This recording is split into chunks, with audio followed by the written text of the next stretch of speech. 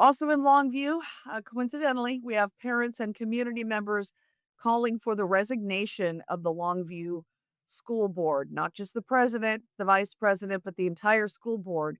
They want them to step down amid the high school sex assault investigation involving the boys' basketball team at Mark Morris High School. Now, you may recall Superintendent Karen Cloninger was arrested last week.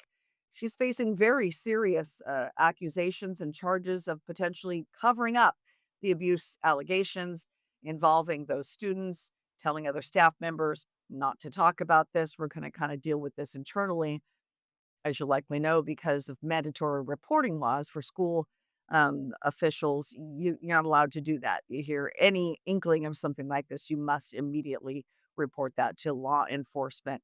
But the assertion here is that police found out from one of the parents of the alleged victims, and then they went to the district, and then the district said, "Oh, yeah, we knew about this about a week ago." That's the problem for district officials. So we now have 5 of them placed on paid administrative leave.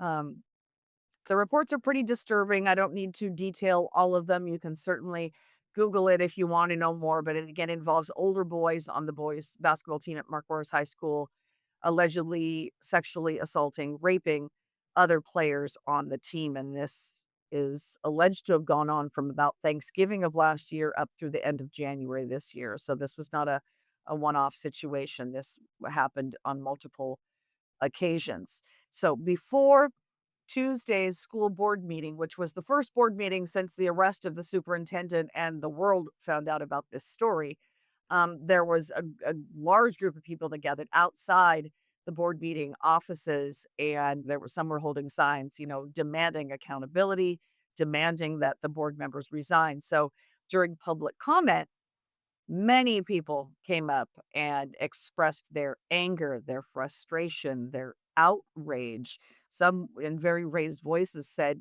get up right now, get out of your seat, resign tonight. Why are you here? Why did you extend the superintendent's contract amid this very serious ongoing investigation? So I want to share with you a video of one gentleman who got up to speak during public comment on Tuesday evening. You have known all along that it was within your authority to place Dr. Cloninger on administrative leave. She had earned that from the beginning when she did not pursue openness, honesty, or transparency, refusing to act even after the initial police reports had said that there was action to be taken. You all failed in your responsibilities to remove her from her position when she first refused to hold anyone accountable. Turns out she was threatening the employment of the staff here. You all own the consequences of those actions because you chose to keep her here while she chose to do those things.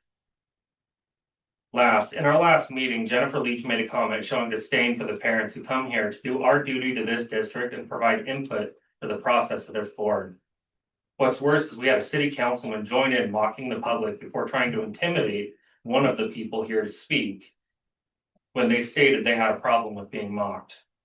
Director Rotala, when will you hold your own to the same standard that you enforce against us to limit our free speech? When will you cut off the other directors like Barb Westbrook's spontaneous outbursts or Jennifer Leach showing her disdain for the public? When will you start equally enforcing the rules? This is starting to feel discriminatory. It's starting to feel like every time somebody comes to say something against you, you cut them off. Strict to the rules, but when they're in your favor, when they're on your side, you allow it. We saw that here tonight.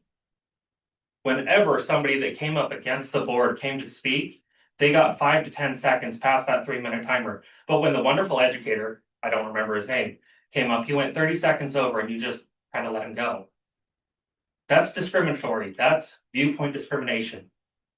I'm up here saying these things not because I want the board to get sued, but because I don't want to pay those fines for your incompetence. Stop doing these things. Start respecting the parents and the public. These are our children, not yours. His testimony is sort of exemplified the whole tone of public comment that took place at that Tuesday meeting. No members of the board yet to resign. We'll keep up with that. I did have a conversation a few days ago with the school board president over the phone, an unrecorded conversation. He didn't want anything on the record, but He said they're taking it very seriously. He doesn't believe they did anything wrong with extending the superintendent's contract because they didn't fully understand maybe the depth of the allegations, the charges that would be brought against her. So, anything more on that, we will be sure to bring you those updates. But poor Longview. I mean, here they are, national attention for this school district sexual assault investigation. And now, of course, this week's disaster at the pulp and paper mill in Longview. So, a lot of concern for that community right now.